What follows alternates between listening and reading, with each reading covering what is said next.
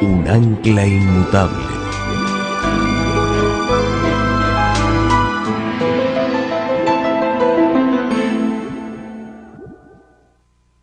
Antes de entrar a nuestro estudio esta tarde, queremos pedir que Dios nos acompañe, así que les pido que junto conmigo inclinen sus rostros y vamos a orar a Dios.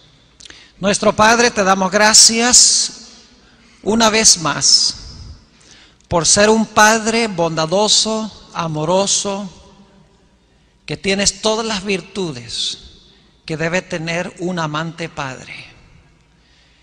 En esta tarde, al estudiar en cuanto a tu amor para con nosotros, te pedimos que tu Espíritu Santo se manifieste en este lugar.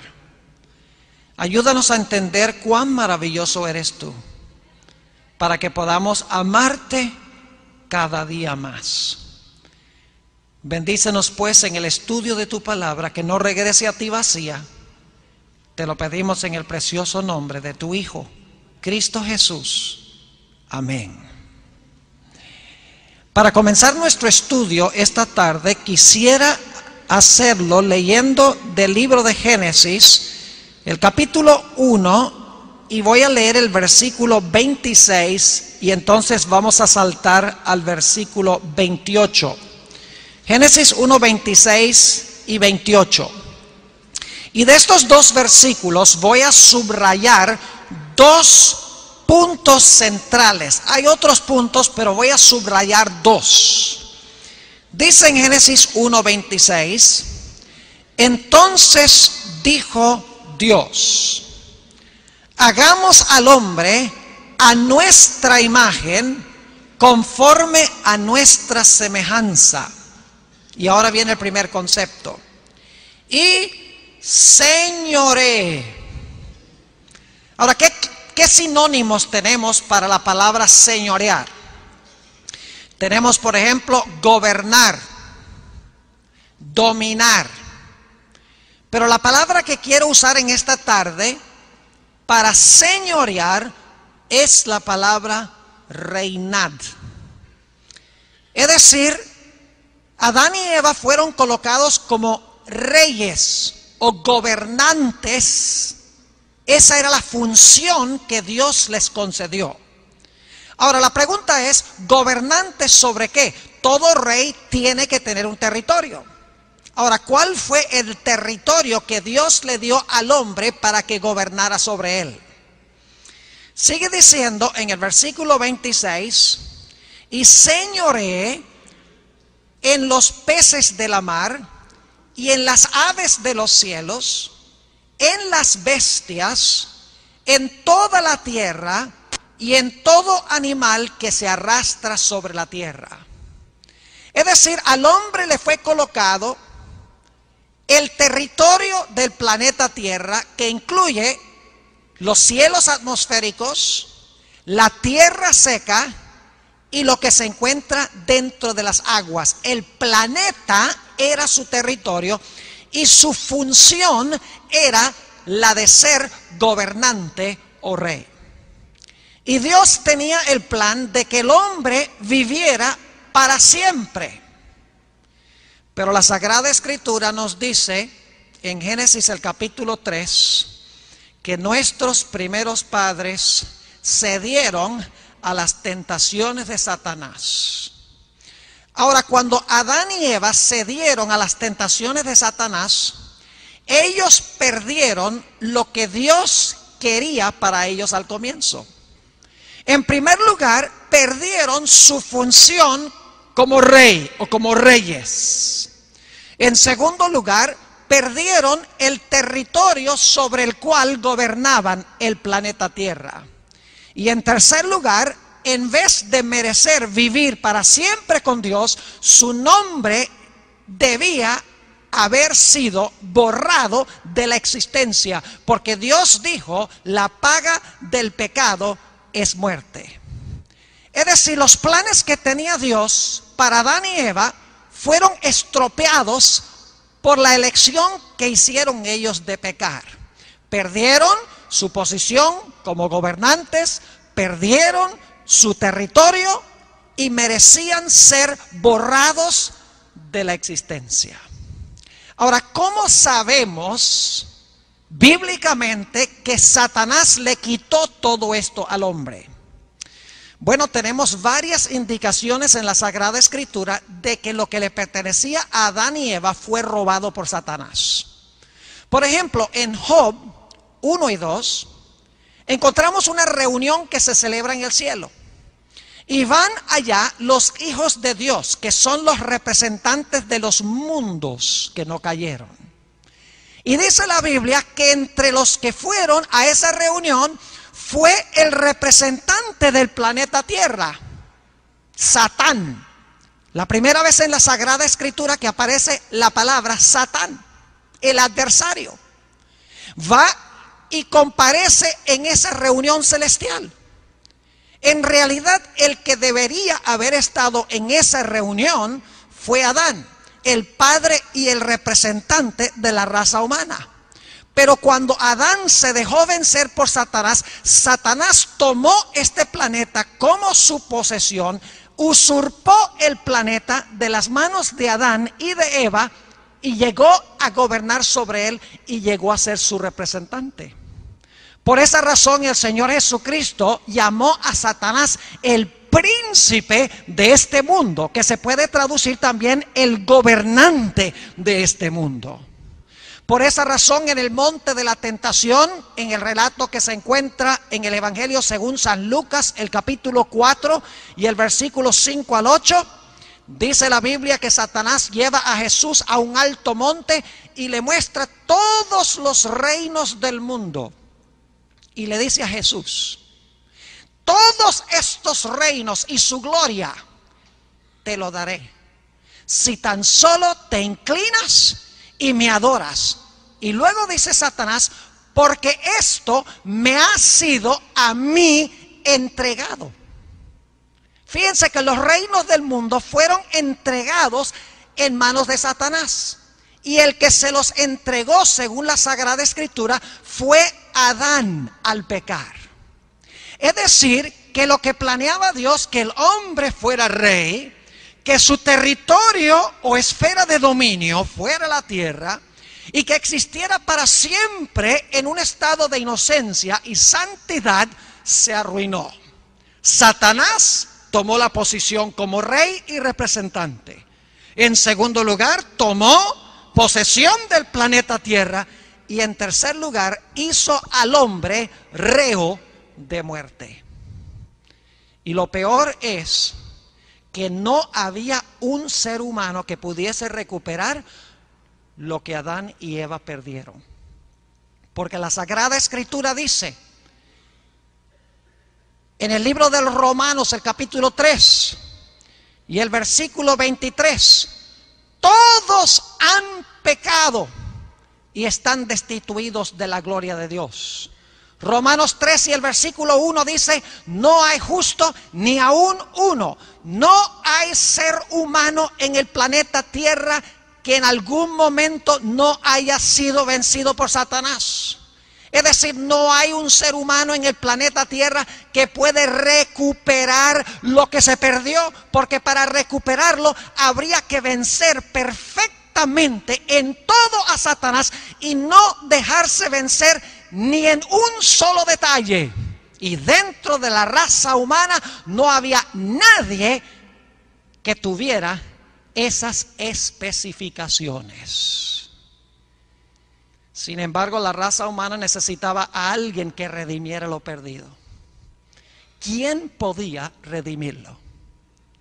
La ley mosaica nos da una explicación muy interesante, una indicación en cuanto al único que podía redimir la posesión perdida, que podía librar a una persona que se había vendido a esclavitud, redimir a una persona cuyo nombre estaba en peligro de desaparecer de la historia. Vayan conmigo al libro de Levítico, el capítulo 25, y quiero leer el versículo 25. Levítico, el capítulo 25 y el versículo 25. Esta es la ley mosaica que nos enseña en miniatura, en una forma pequeña, una gran lección en cuanto a quién era el único que podía redimir la posición como rey, redimir el planeta y hacer posible que el hombre no fuera borrado de la existencia para siempre. Dice en Levítico 25 y el versículo 25, cuando tu hermano, escuchen bien, cuando tu hermano empobreciere y vendiere algo de su posesión, dicho sea de paso, en el idioma hebreo en que fue escrito esto, no dice algo de su posesión, sino que dice cuando vendiere su posesión. Es decir, toda su posesión, es decir, toda su herencia, aquel pedazo de tierra sobre el cual gobernaba. Cuando tu hermano empobreciere y vendiere algo de su posesión, ahora escuchen bien, entonces su pariente más próximo, es decir, más cercano, vendrá y rescatará lo que su hermano hubiere vendido. El único que podía recuperar la tierra que se había vendido era un pariente cercano, preferiblemente un hermano. Tenía que ser un familiar. Ahora, ¿qué tal si el individuo se había vendido a servidumbre? Ya no era señor, sino que era siervo o esclavo. En el mismo libro de Levítico, el capítulo 25 y los versículos 48 y 49, encontramos una descripción de lo que pasaba cuando una persona se había vendido a servidumbre él, no solo su herencia, sino él mismo. Dice en el versículo 48 de Levítico 25, después que se hubiere vendido, es decir, ahora es esclavo, no es señor, podrá ser rescatado. Uno de sus hermanos lo rescatará. Es decir, un hermano tenía que pagar el precio para comprar o para pagar por la esclavitud de su hermano, para pagar por la herencia de su hermano. Sigue diciendo en el versículo 49, o su tío o el hijo de su tío lo rescatará, o un pariente cercano de su familia lo rescatará, o si sus medios alcanzaren, él mismo se rescatará. Pero ¿con qué se iba a rescatar a sí mismo? Eso es muy hipotético, no era posible, porque se había vendido a esclavitud. Alguien tenía que redimirlo y tenía que ser un pariente cercano. Alguien tenía que redimir la posesión perdida, tenía que ser un familiar cercano, preferiblemente un hermano. Ahora no voy a leer el texto, pero en el libro de Ruth, que vamos a estudiar mañana en la tarde, Dios mediante, el capítulo 4 y el versículo 5, dice que cuando el padre de la familia moría y había peligro de que el nombre familiar desapareciese de una vez para siempre de la historia, podía venir un pariente cercano para casarse con la esposa de ese hombre, para suscitar el nombre de ese individuo para que no desapareciera. Tres funciones. Primero, librar al que se había vendido como siervo, ya no era señor. Segundo, un pariente cercano que podía redimir la herencia o la posesión perdida. Número 3, un pariente cercano que pudiese perpetuar el nombre que estaba en peligro de desaparecer perpetuamente de la historia. Ahora, como les mencioné, esta ley mosaica solamente es una figura o una ilustración de algo mucho más grande. Porque es una ilustración en miniatura en la ley mosaica de la gran liberación que iba a venir a la raza humana.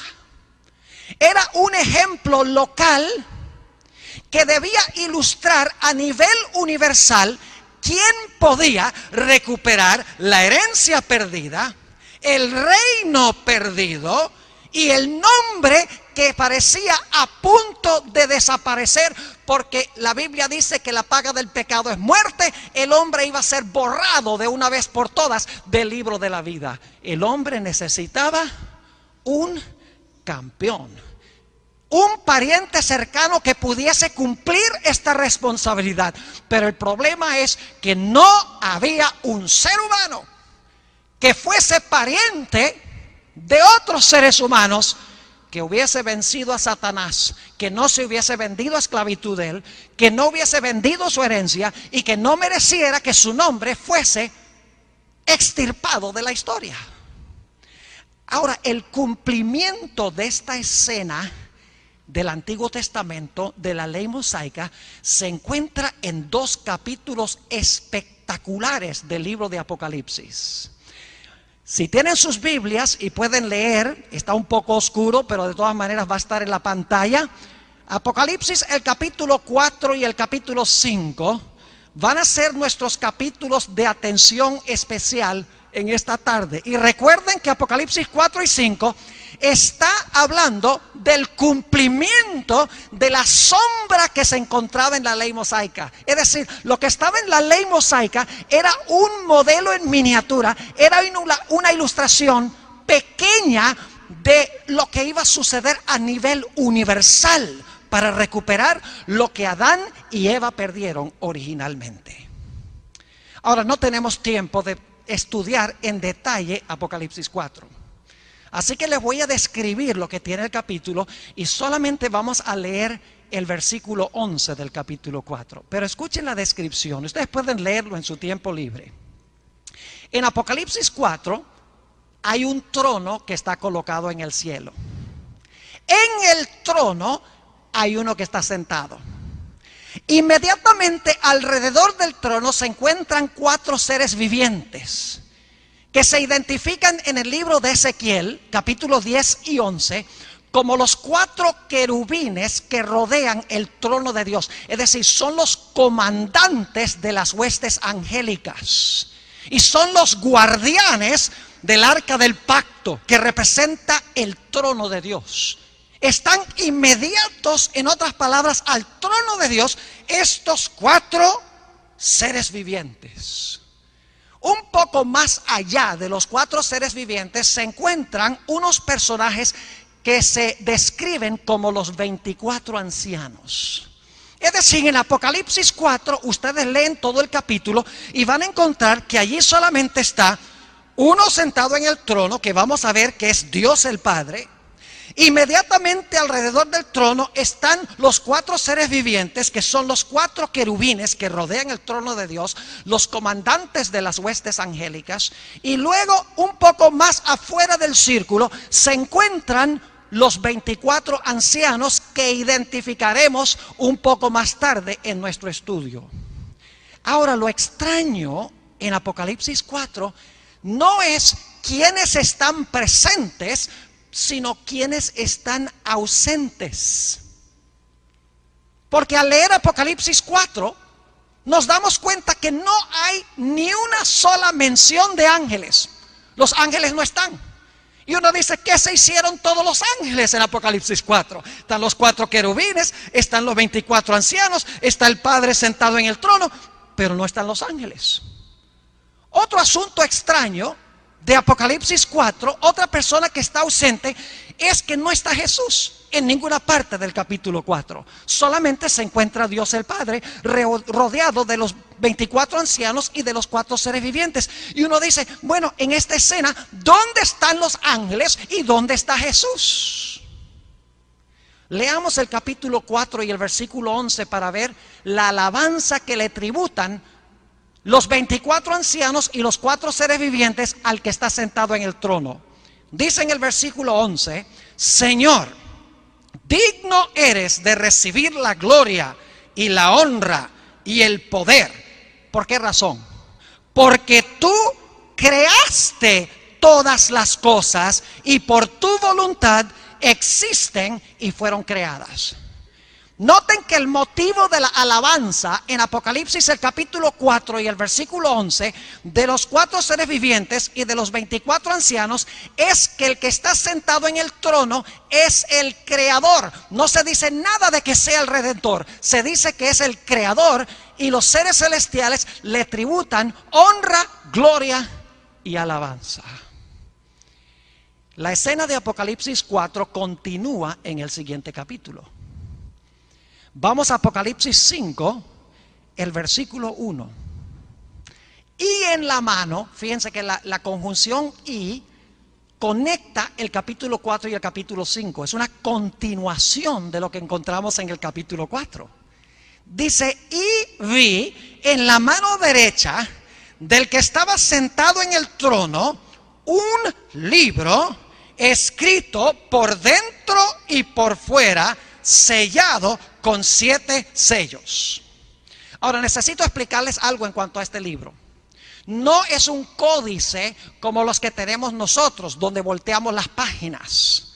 La palabra que se usa aquí describe un pergamino. La palabra griega biblion es un pergamino, es decir, es un libro que se enrolla. Y este rollo, según dice el versículo 1, está sellado con 7 sellos. Es decir, mientras el rollo o el pergamino está sellado, es imposible leer lo que está dentro del pergamino o dentro del rollo. Y noten lo que dice el versículo 2. Y vi a un ángel fuerte que pregonaba a gran voz: ¿quién es digno de abrir el libro y desatar sus sellos? Es decir, hay una persona que se le ha delegado la responsabilidad de romper los sellos y abrir el rollo. Y se hace la pregunta, ¿quién es digno? ¿A quién se le ha calificado para desatar los sellos y para abrir este rollo? Y ahora de repente se forma una calamidad de proporciones universales.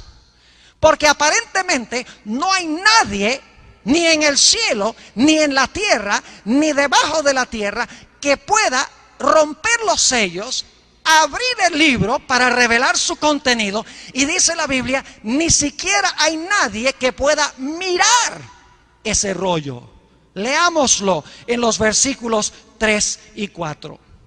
Y ninguno, ni en el cielo, ni en la tierra, ni debajo de la tierra. No, Gabriel no puede. No, Enoc no puede.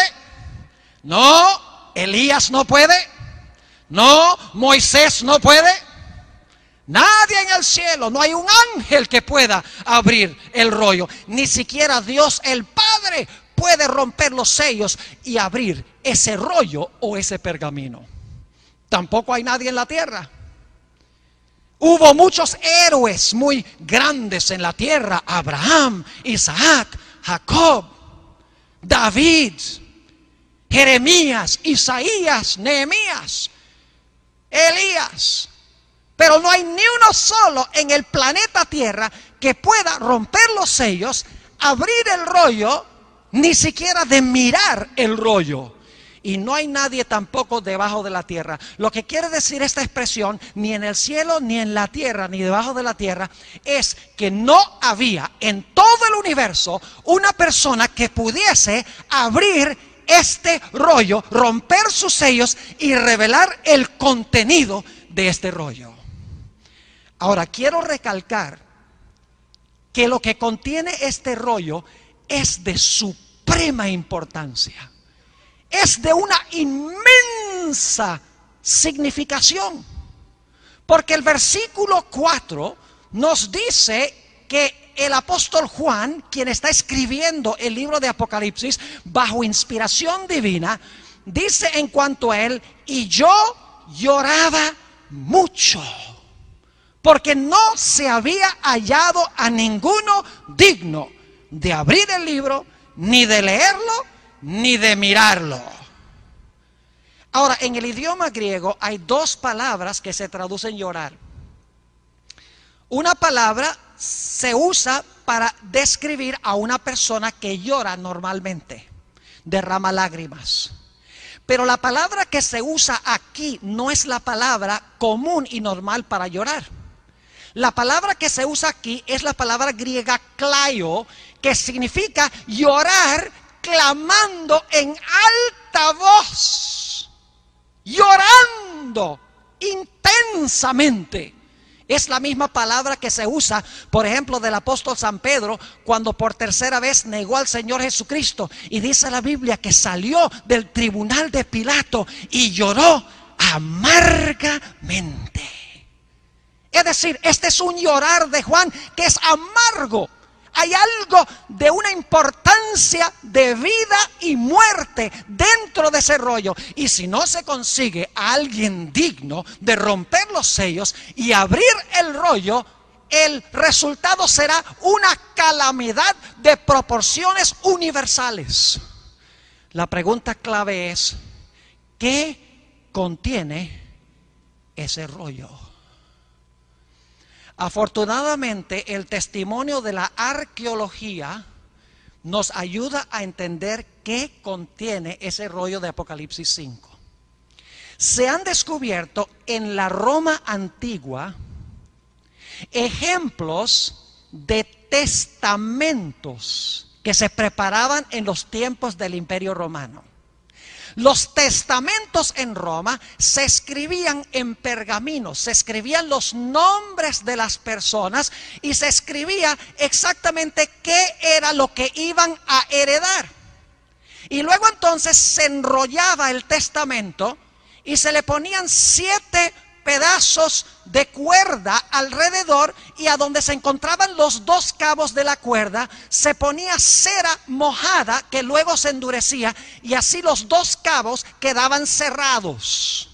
Si por algún accidente alguien rompía un sello, alguien indigno llegaba y rompía uno de esos sellos, era una calamidad de proporciones mayores, porque cuando se va a abrir un testamento se le ha delegado a cierta persona digna de hacerlo. Y ustedes saben que un testamento contiene 2 cosas: 1, los nombres de las personas, y 2, lo que las personas van a heredar. Es decir, que este pergamino es el testamento de la raza humana. Contiene los nombres de las personas que van a heredar el reino perdido, que van a heredar este mundo que fue perdido por Adán. Ahora permítanme leerles una cita muy interesante de una autora que se llama Elena White. Ella no sabía de estos testamentos en Roma, pero lo que ella dice cuadra perfectamente con lo que se ha descubierto arqueológicamente. Esta cita se encuentra en inglés nada más, yo la he traducido, la van a tener en la pantalla. Se encuentra en el tomo 9 de un libro que se llama Manuscript Releases, página 7. Fíjense lo que dice allí. Allí en su mano abierta está el libro, el pergamino que contiene la historia de los actos providenciales de Dios, la historia profética de las naciones y de la iglesia. Fíjense qué es lo que contiene el pergamino. Dice aquí la historia profética de las naciones y de la iglesia. El pergamino contiene las declaraciones divinas, su autoridad, sus mandamientos, sus leyes, la plenitud del consejo simbólico del Eterno y la historia de todos los que gobernaron en las naciones. Ahora escuchen esto. En lenguaje simbólico se halla en ese pergamino la influencia de cada nación, lengua y pueblo desde el principio de la historia hasta su final. En otras palabras, ese pergamino o ese rollo contiene cada detalle de la historia de la raza humana, las leyes de Dios, cómo obró la providencia de Dios, las profecías que se dieron, la historia de la iglesia y la historia de cada individuo dentro del desarrollo histórico. Es decir, que cuando se abre ese rollo, se revela quienes en realidad fueron fieles a Dios y recibieron a Jesús y por lo tanto van a recuperar la herencia perdida, van a ser librados de la servidumbre, y se revela quienes por sus decisiones a través de la historia no merecen heredar la herencia perdida, no merecen que sus nombres sean perpetuados en el libro de la vida, no merecen recuperar la herencia perdida. Es decir, en ese rollo se encuentra la descripción de los que van a heredar lo que se perdió y los que no lo van a heredar. Es decir, que si no se abre lo que está en ese rollo, la raza humana en su totalidad está perdida, porque el testamento de la raza humana queda cerrado. Y por eso es que Juan llora y clama, porque Juan vivió en el Imperio Romano. Él sabía qué contenía este pergamino y por lo tanto dice la Biblia que llora amargamente. Lo lindo es que ahora la escena cambia. En Apocalipsis el capítulo 5 y el versículo 5 dice esto: y uno de los ancianos me dijo: no llores. He aquí que el león de la tribu de Judá, la raíz de David, ha vencido. ¿Qué es lo que ha hecho? ¿A qué? Ha vencido. ¿A quién? ¿A quién ha vencido? Ha vencido a Satanás. Porque el enemigo de Jesús durante su tiempo aquí en la tierra fue Satanás, el pecado, el mundo. Jesús vino a lidiar en batalla contra el diablo como lidió en el cielo. Así que este anciano dice: no llores, he aquí que el león de la tribu de Judá, la raíz de David, ha vencido para abrir el libro y desatar sus 7 sellos. No te preocupes, Juan, que uno digno ha sido hallado, el león de la tribu de Judá. Ahora yo pregunto, ¿quiénes salían de la tribu de Judá? ¿Los qué? Los reyes. Es decir, que el león de la tribu de Judá va a recuperar ¿qué cosa? El reino que se perdió. Porque ha vencido, porque ha saqueado al reino del enemigo. Ahora, como león de la tribu de Judá, él tiene derecho a tomar el reino, a tomar el territorio y a reinar con sus súbditos que recibieron al Señor Jesucristo. Ahora, lo lindo es que cuando el Cordero se presenta allí, y fíjense que en el capítulo 4 el Cordero no estaba. Ahora en el capítulo 5 llega el Cordero. Qué interesante. Capítulo 4 está uno sentado en el trono, Dios el Padre, los 4 querubines, los 24 ancianos, los ángeles no están, el Hijo no está. En el capítulo 5 se ve el libro. Ahora de repente llega el león de la tribu de Judá, pero cuando llega no se presenta como león, sino se presenta de una forma bien rara, bien extraña. Noten el versículo 6. Y miré, y vi que en medio del trono y de los 4 seres vivientes y en medio de los ancianos estaba en pie un cordero como inmolado. ¿Qué le da derecho al cordero de ser león? El hecho de que fue ¿qué? Inmolado. Dice, estaba en pie un cordero como inmolado. No olviden estos detalles, son muy importantes.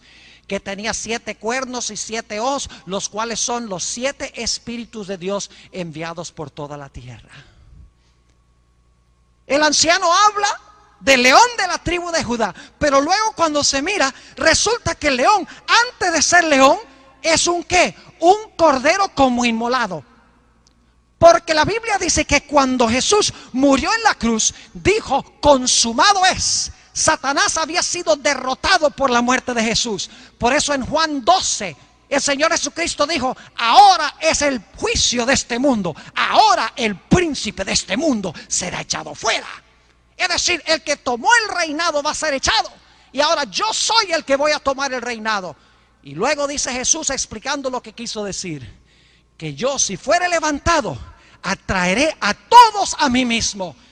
Y estaba hablando, dice el Evangelio según San Juan, de la muerte que iba a sufrir. Lo que capacita a Jesús para abrir el rollo, para romper los sellos, es que Jesús se hizo cordero. Pagó el precio de la redención para redimir el territorio, para redimir a los esclavos y para hacer posible que sus nombres fueran registrados en el libro. Es decir, el Señor Jesucristo se presentó como el campeón o como el redentor que se menciona en la ley mosaica. Ahora quiero que noten la reacción del cielo después que el Señor Jesucristo recibe el libro y se dice que Él es digno porque ha vencido, porque ha muerto, porque ha pagado el precio para redimir a los que estaban esclavos, para redimir la posesión, la tierra perdida, para redimir a los que eran reos de muerte. Fíjense la reacción del cielo. Primero cantan los 4 seres vivientes y los ancianos. Dice en el versículo 8: y cuando hubo tomado el libro, los 4 seres vivientes y los 24 ancianos se postraron delante del Cordero. Y todos tenían arpas y copas de oro llenas de incienso, que son las oraciones de los santos. Y cantaban un nuevo cántico diciendo: digno eres de tomar el libro y de abrir los sellos, porque tú fuiste inmolado y con tu sangre nos has redimido para Dios de todo linaje y lengua y pueblo y nación.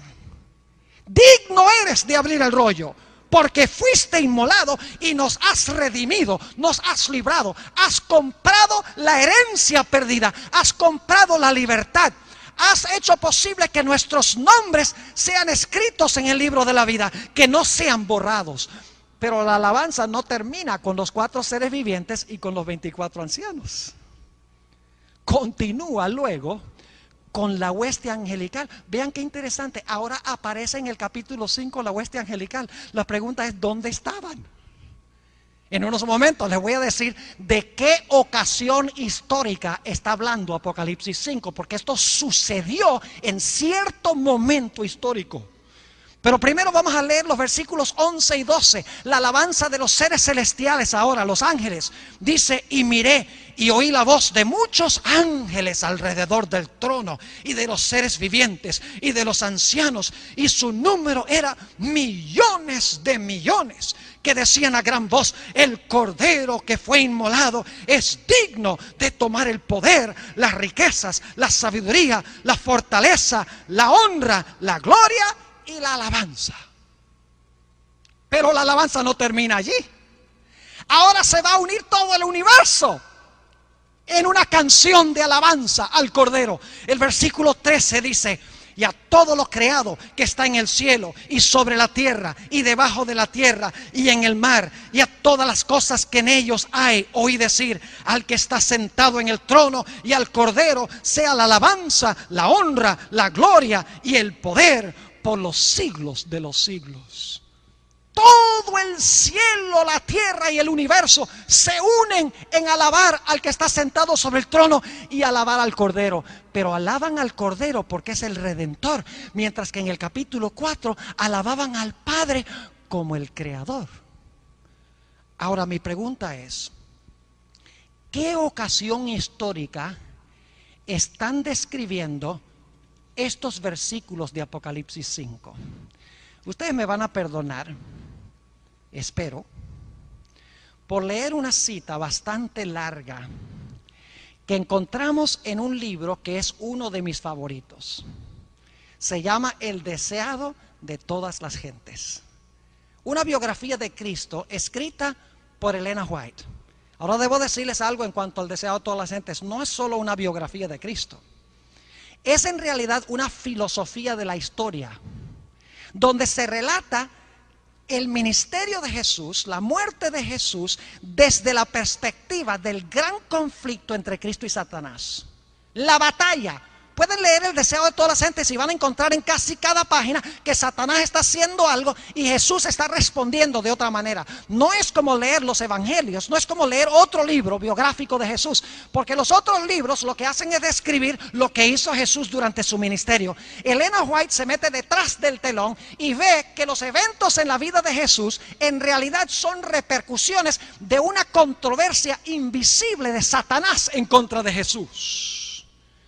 En El deseo de todas las gentes, página 772, describe Elena G. de White la ascensión de Jesús al cielo 40 días después de su resurrección. Escuchen qué espectacular es esto. Siempre me da miedo leer porque cuando yo miro hacia abajo de pronto la gente puede perder la atención, pero esto es demasiado bueno para describirlo yo en mis propias palabras. Fíjense lo que dice Elena White. Todo el cielo estaba esperando para dar la bienvenida al Salvador a los atrios celestiales. Mientras ascendía, ahora escuchen bien, mientras ascendía, iba adelante. Y la multitud de cautivos, libertados en ocasión de su resurrección, le seguía. Según Mateo 27, 52 y 53, Jesús cuando resucitó salieron del sepulcro también una muchedumbre de cautivos del sepulcro. Fueron resucitados con Jesús. Y cuando Jesús asciende, como general conquistador en la batalla que acaba de librar, atrás vienen los prisioneros que saqueó del reino del enemigo.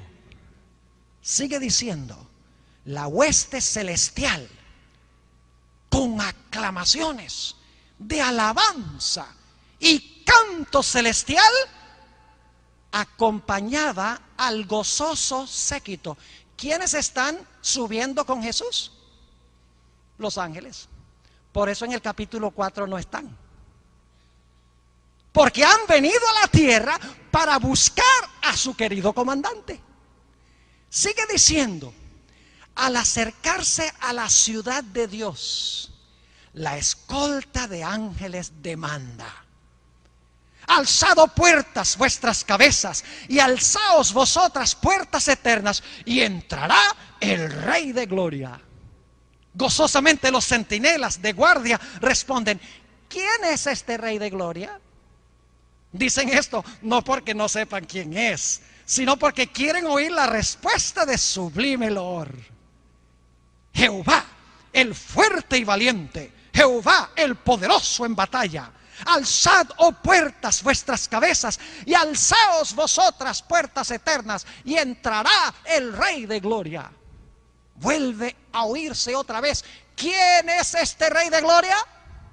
Porque los ángeles no se cansan nunca de oír ensalzar su nombre. Y los ángeles de la escolta responden: Jehová de los ejércitos, Él es el Rey de la Gloria. Ahora escuchen. Entonces los portales de la ciudad de Dios se abren de par en par, y la muchedumbre angélica, fíjense que la muchedumbre angélica no está porque vienen con Jesús, y la muchedumbre angélica entra por ellos en medio de una explosión de armonía triunfante. Ese es el himno de los ángeles en Apocalipsis 5, 11 y 12. Ahora escuchen esto. Allí está el trono, el mismo trono de Apocalipsis 4. Allí está el trono, y en derredor el arco iris de la promesa. El trono de Apocalipsis 4 tiene un arco iris encima. Allí están los querubines y los serafines. ¿Recuerdan los 4 seres vivientes? Los comandantes de las huestes angélicas, los hijos de Dios, los representantes de los mundos que nunca cayeron, están congregados. ¡Qué espectacular! Los 4 seres vivientes, los representantes de los mundos que nunca pecaron. Dicho sea de paso, esos son los 24 ancianos. Muchos piensan que los 24 ancianos son aquellos que resucitaron con Cristo, que Cristo se llevó con él al cielo. No puede ser. porque los 24 ancianos ya están alrededor del trono antes de que llegue Cristo con los cautivos. Elena de White especifica que son los representantes de los mundos que están allí. Toda la hueste celestial, ángeles y seres de otros mundos están allí, dice aquí. Sigue diciendo, el concilio celestial delante del cual Lucifer había acusado a Dios y a su Hijo. Los representantes de aquellos reinos sin pecado sobre los cuales Satanás pensaba establecer su dominio. Todos están allí para dar la bienvenida al Redentor. Sienten, ahora escuchen esto, sienten impaciencia por celebrar su triunfo y glorificar a su Rey. Sí, también en el cielo hay impaciencia. Los ángeles no pueden esperar para rendirle tributo y gloria y alabanza a este general que ha vencido a Satanás, que ha vencido al pecado, que ha redimido lo que se había perdido y que ahora viene al cielo con los que ha rescatado del sepulcro. Pero ahora escuchen lo que pasa. Pero con un ademán, Él los detiene. Dice, no canten todavía. Todavía no. No puede ahora recibir la corona de gloria y el manto real. Ahora escuchen esto. Entra a la presencia de su Padre, señala su cabeza herida, su costado traspasado, sus pies lacerados, alza sus manos que llevan la señal de los clavos. ¿Cómo que se está presentando Jesús aquí? ¿Cómo qué?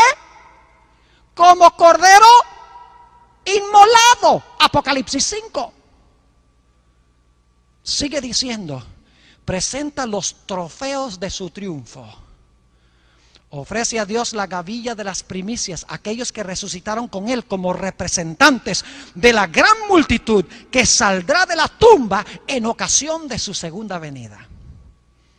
Ahora escuchen esto. Se acerca al Padre, ante quien hay regocijo por un solo pecador que se arrepiente.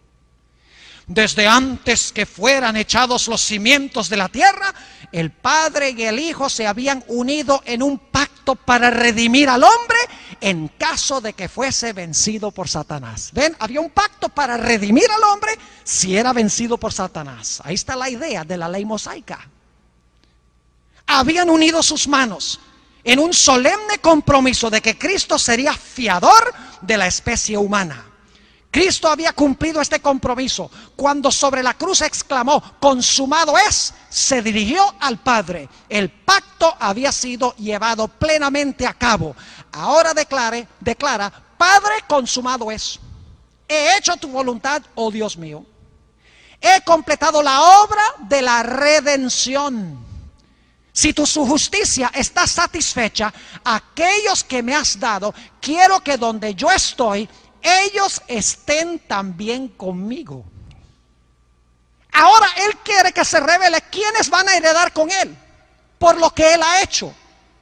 Sigue diciendo, se oye entonces la voz de Dios proclamando que la justicia está satisfecha. Satanás está vencido. Noten la terminología. Los hijos de Cristo que trabajan y luchan en la tierra son aceptos en el amado. Delante de los ángeles celestiales y los representantes de los mundos que no cayeron son declarados justificados. Donde Él esté, allí estará su iglesia. La misericordia y la verdad se encontraron, la justicia y la paz se besaron. Los brazos del Padre rodean a su Hijo y se da la orden, adórenlo todos los ángeles de Dios.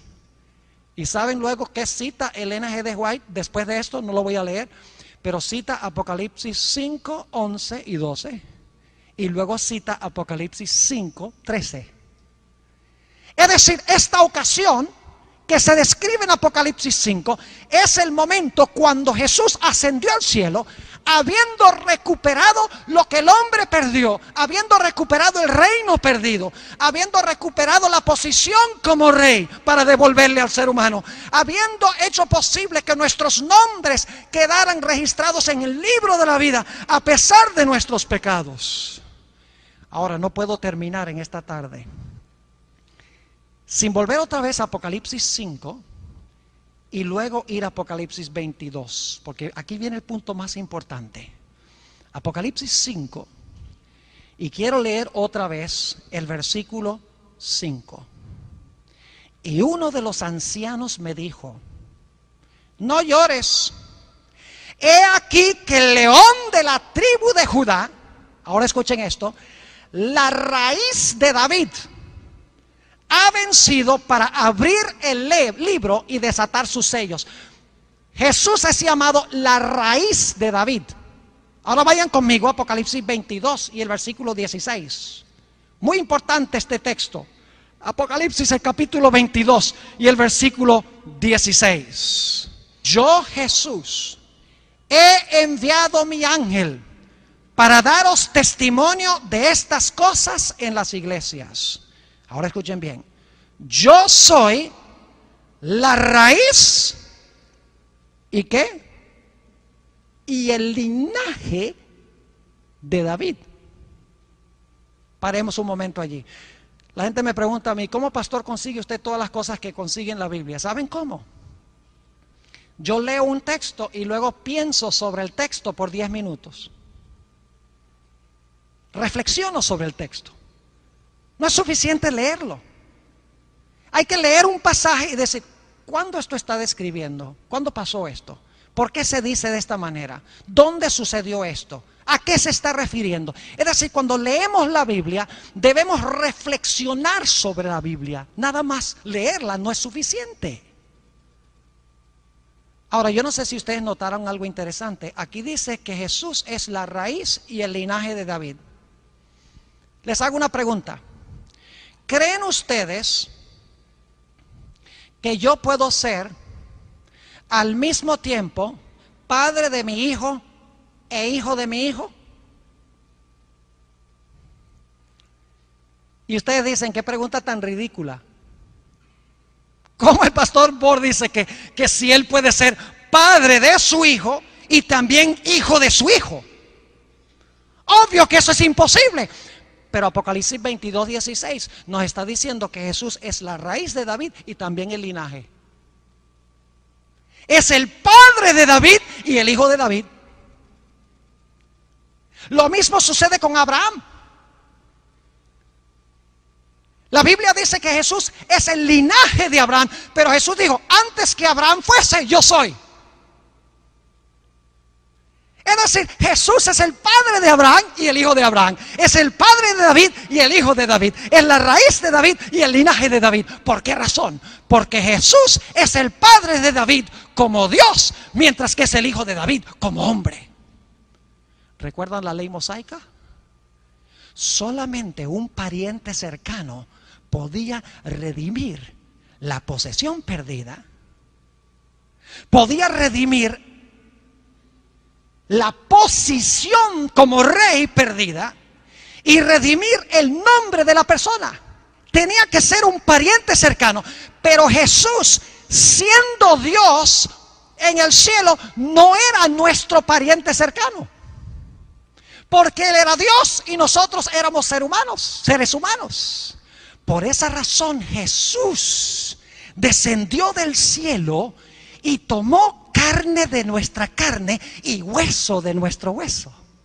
Por eso dice en Hebreos 2 y el versículo 11 que el Señor Jesucristo no se avergüenza de llamarnos hermanos, Como no había nadie dentro de la raza humana que recuperaba el territorio perdido, que recuperara la posición de reinado perdido, que pudiera ser posible que nuestros nombres no fueran borrados del libro de la vida, como todos los seres humanos fueron derrotados, Jesús, quien es Dios, el Padre de Abraham y el Padre de David, vino a esta tierra, llegó a ser el hijo de Abraham, el hijo de David, para que pudiera ser nuestro pariente, hueso de nuestro hueso, carne de nuestra carne, sangre de nuestra sangre, para redimir lo que se había perdido. Si no pueden decirle amén a eso, no sé qué más decir. Oh, mis hermanos y hermanas, apreciados jóvenes, el Señor Jesucristo se hizo hombre para poder ser nuestro pariente cercano, para recuperar lo que se había perdido. Ahora quiero concluir con este pensamiento. ¿Cómo llegamos a nosotros a ser parientes de Jesús? El Señor Jesucristo se hizo pariente de la raza humana, se hizo nuestro hermano mayor. Pero no significa por eso que todos se van a salvar. Por eso se habla el pergamino, el rollo, para revelar en realidad quiénes fueron los hermanos y hermanas de Jesús. Ahora mi pregunta es, ¿cómo llegamos nosotros a ser hermanos y hermanas de Jesús? La respuesta es muy sencilla. Esto es maravilloso. ¿Saben ustedes que bíblicamente solamente hay uno que puede ser llamado técnicamente hijo de Dios, que es Jesús? Es más, el Evangelio según San Juan, hay una palabra, la palabra griega huios, de donde viene nuestra palabra hijo. Esa palabra hijo se le aplica solo a Jesús en el Evangelio según San Juan. Cuando San Juan quiere hablar de nosotros como hijos de Dios, usa la palabra teknon, nunca huios. Es decir, Jesús es hijo de Dios en un sentido especial que no lo somos nosotros. Porque Jesús es hijo de Dios naturalmente, eternamente, según dice la Sagrada Escritura. La pregunta es, ¿cómo puedo yo llegar a ser hermano de Jesús? Fíjense qué lindo esto. Cuando yo me uno a Jesucristo, el Señor Jesucristo viene delante de su Padre y le dice: Padre, aquí estoy tu hijo. Y el Señor Jesucristo, el Padre mira al Señor Jesucristo y dice: sí, hijo mío, ¿qué me dices? Y Jesús dice: Padre, resulta que hay un individuo llamado Pastor Bor que me ha recibido a mí como su Salvador. En el momento de su bautismo se unió a mi familia, fue adoptado como miembro de la familia. Ahora, Padre, a través de haberme aceptado a mí, ahora es mi hermano. Y entonces el Padre dice: oh, el Pastor Bor se bautizó y se entregó a Jesús, se entregó a ti, se hizo tu hermano. Pues si él es tu hermano, es mi hijo también. Eso es lo que quiso decir Jesús cuando declaró: yo soy el camino, la verdad y la vida. Nadie viene al Padre sino por mí. A través de Jesús somos aceptos en el amado y Dios nos mira como hermanos y hermanas de Cristo. Y el momento cuando llegamos a ser hijos e hijas de Dios oficialmente es en el momento de nuestro bautismo por inmersión.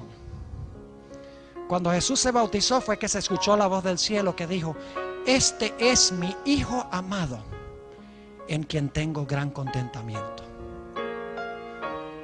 ¿Hay alguna persona aquí en esta tarde que todavía no haya sido bautizada, que quiere decirle al Señor Jesucristo: Señor Jesús, yo quiero bautizarme, quiero unirme a la familia de Dios, quiero ser tu hermano, quiero ser tu hermana?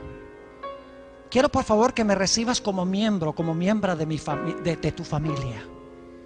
Quiero que tú escribas mi nombre en ese pergamino, en ese rollo. Saben que si toman la decisión ahora, esa decisión se va a registrar en el pergamino, que se va a abrir finalmente para revelar que tú vas a heredar con Jesús. ¿Hay alguien en esta tarde que quiere decirle al Señor Jesucristo: yo deseo en un futuro unirme contigo a través del bautismo? Desea levantar la mano para decirle esto a Jesús. ¿Alguien en esta tarde que quiere decirle: sí, Señor Jesús, Yo deseo en un futuro unirme a tu familia. ¿Quieren por favor levantar la mano? Yo quiero tener una oración para ustedes en esta tarde. Yo no puedo ver bien a todos los que están en la congregación. Hay alguien antes de tener nuestra oración, ya el tiempo se pasó, pero no quiero apresurar tampoco el llamado. Alguien en esta tarde que quiere decirle: sí, Señor Jesús, lo que estamos hablando es solemne. Algunos posiblemente piensen y digan: no, pero ¿qué van a pensar mis padres? Jesús dijo: el que ama a padre o madre más que a mí, no es digno de mí.